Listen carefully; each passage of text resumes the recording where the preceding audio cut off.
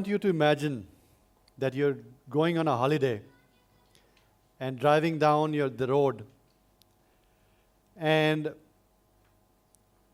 you get into a path where you're navigating your path. And I give you two tools to choose while navigating your path to your destination.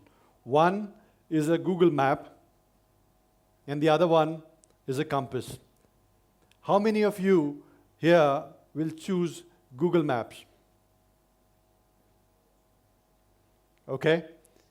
And the rest, I believe, will choose the compass. So I know for a fact that Google Maps will be the choice because it gives you a precise turn-by-turn direction to your destination. But what if you run into an uncharted path, or you enter a jungle where there's no coverage, or the software itself of the map is outdated? That's where the compass comes into picture. The compass really guides you with a set of principles and not with a fixed path that is there. So, I know in life as well, we think that we can navigate our life with something similar to a Google map, where we have our dreams, we have our aspirations, we have our plans. And how can we navigate this through something similar to a Google map? So, I mean, let's be honest, how many of us have here seen our plans not work out the way we had envisioned? Right? So plans many a times do not go as per what we had envisioned. So what's the answer? Evolution tells us that it's not the strongest of species that survives. It's not the most intelligent species that survives. It's actually the species that's most adaptable to the change that survives. And adaptability in this very fast-changing world is becoming more crucial than ever. So here's my story about planning, failing, and adapting in life and in business.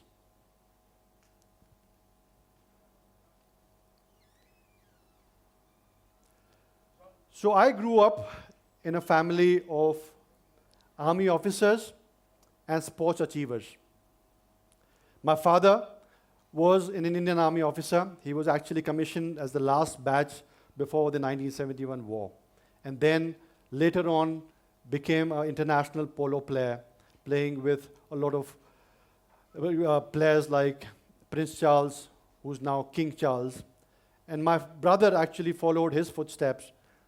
Actually, he also went to the army, he did really well, and became the captain of the Indian polo team, and was also awarded the Arjuna Award for his sports excellence. What you see on your right side, bottom, he's here with Neeraj Chopra, both of them getting their Arjuna Awards in the same year. Neeraj Chopra, as you know, is the gold medalist, Olympic gold medalist. So that was my life. I always wanted to become an army officer and a polo player like them. Uniform and horses were really my life. The formula for success that I was told was quite simple. Create a plan, work hard, and hopefully success will follow. And that is exactly the plan that I followed until I was in grade 5 and I was training with my horse to become a polo player, and I had a brutal accident that put an end to my journey to becoming a sports person or a polo player. I had to quickly adapt and change my plan. I said, okay, fine, I cannot become a sports person, but I can still try and strive to become an army officer.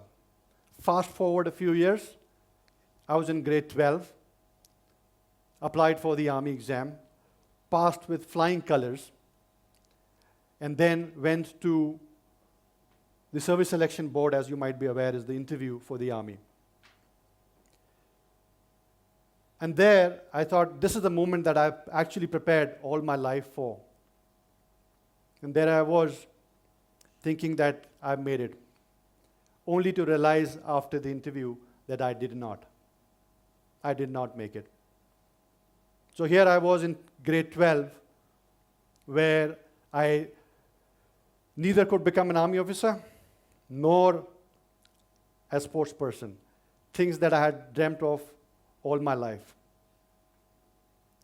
I had to again quickly change and adapt my plan.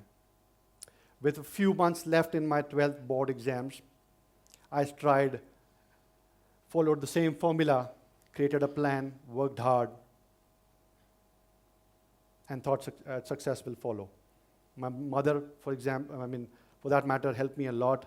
And just a digression, but salute to all the mothers in India and elsewhere who were quietly shaping up the future of the nation.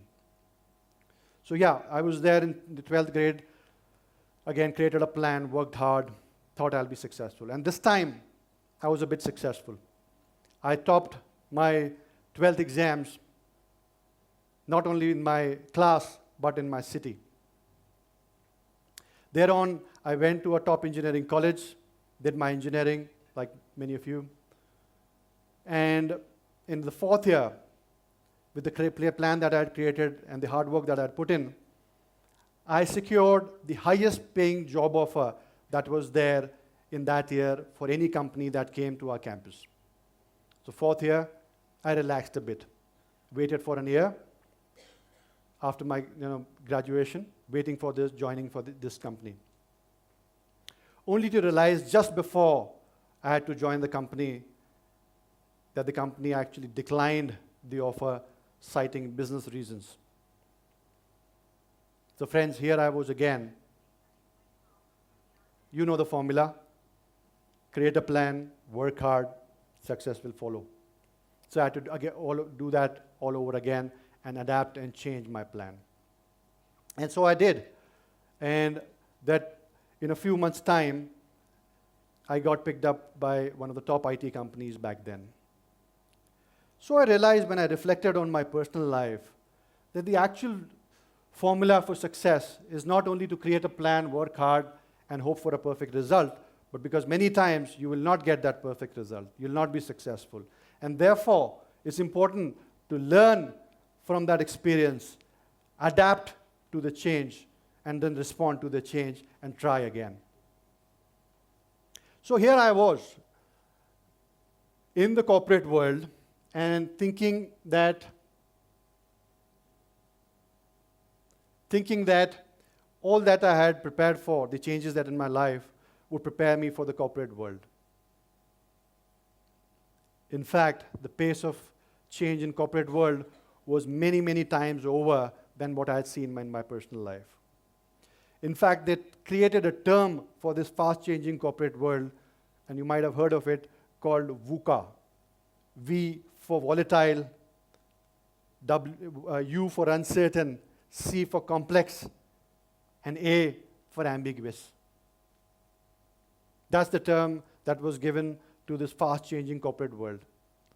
To give you a few examples on how fast the world has been changing around technology and the corporate, it took internet 15 years to reach 100 million users.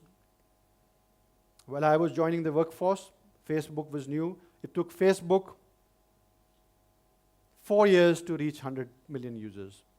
And now, the era that we are in, ChatGPT has taken only 2 months to reach 100 million users. Expectations from the customers are increasingly changing and changing very fast. The competition is increasing and changing very fast. As a result, the average lifespan of any company is reducing. In 1995, an average lifespan of a company was 32 years. Today, it's 17 years. The skills that you and I possess are becoming redundant every 2.5 years. So that's the pace of change. And in fact, this chart shows here that for the first time in the history, the pace that the technology is changing, human adaptability is not able to keep up. So with that change in mind, when I entered the corporate world, I felt, what can be done? What can companies really do to get good results if the pace of change is that quick. And that's when I got my compass in the corporate world to navigate the changes that I was up for. And this compass was called Agile Principles. In 2004, many leaders like myself were grappling with this situation and therefore wrote something called Agile Manifesto. While there are a lot of books about Agile Principles, there is a lot of literature available. For this audience, I will condense this and give you the essence of what Agile Principles actually mean. In a sense, what it means in corporate world is that responding to change is more important than following a fixed plan. It's okay to fail, but fail fast and learn faster. Progress is more important than being just perfect. And customer collaboration is more important than negotiating with the customers. So with these principles in mind, and this became, like I said, my compass to navigate transformation. I led a lot of transformations for different corporates, different companies, and I'll give you some examples of that. 2008, if some of you might be familiar, we had a huge global financial crisis, and the banks were not really doing well. And I was leading a transformation program in one of the banks where, because of being big, the banks were really not embracing the failure, and they were trying to become really perfect in the way that they're wanting to do. On the other side, you had these small fintech, financial technology companies, startups, that were giving run for the money to the banks. And I created an environment in the bank which is equivalent to a startup, where it was okay to fail. And with that mentality, we were able to create what I called as a failure celebration board, just to give you one example, where very transparently all the projects and all the teams were able to discuss not only their success, but what have they failed in today or this month. And with that transparent dialogue, with the creation of a culture where failure was embraced rather than feared, we were able to create a lot of products and services which then matched what the fintechs were doing at that point of time. Second example for you I have is from a retail company. Another transformation program that I was leading there.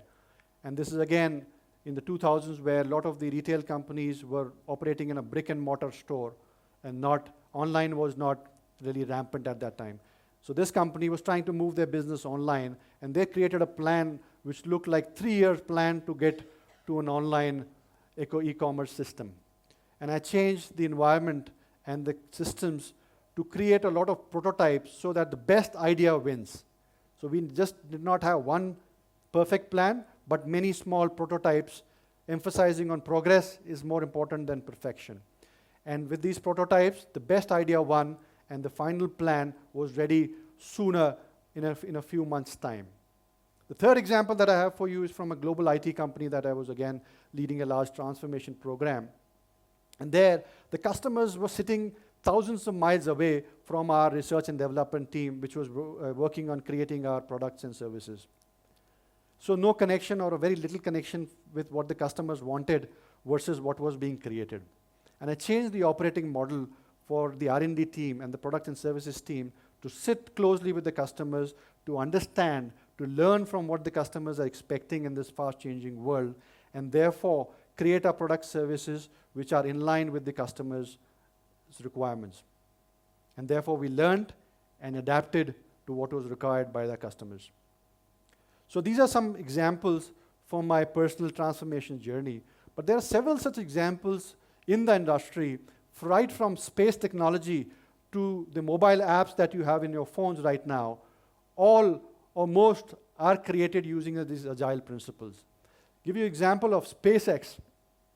Falcon 1, if you know, was their first rocket that they created, and that failed spectacularly. But that series of failures paved a path to what is called as Falcon 9, which is revolutionizing today space travel. Right down to apps like Spotify that you have on your phones. Work on Agile Principles and work on principles that they understand what the customer is doing and what is changing in their expectations, and are able to give a product and services which are market leading. Right, so with those few examples, if I again reflect back on how the world is moving, I see that we are actually, in life and in business, we are playing an infinite game over a finite game. So what's a finite game? Finite game is, let's say you're playing football or cricket, where your rules of the game are fixed. Your opponents are fixed. And your goal is to score more than the opponent. As simple as that. But it's not as simple as that in life and in business. What we are playing there is infinite game. Infinite game means that your rules in life and business are not fixed. Your opponents keep changing. And your goal is just not only to win, but to stay in the game as long as you can. So my friends, as we go into this age of artificial intelligence, this uncertainty is going to only increase. And we have to adapt sooner than we did a few years back, both in life and in business. And in that regard, we need a compass to navigate this uncertainty in life and business. And what I have to offer you, though you can have your own compass and your own principles, Agile Principles are one compass that helps you adapt and navigate through this uncertain world of business.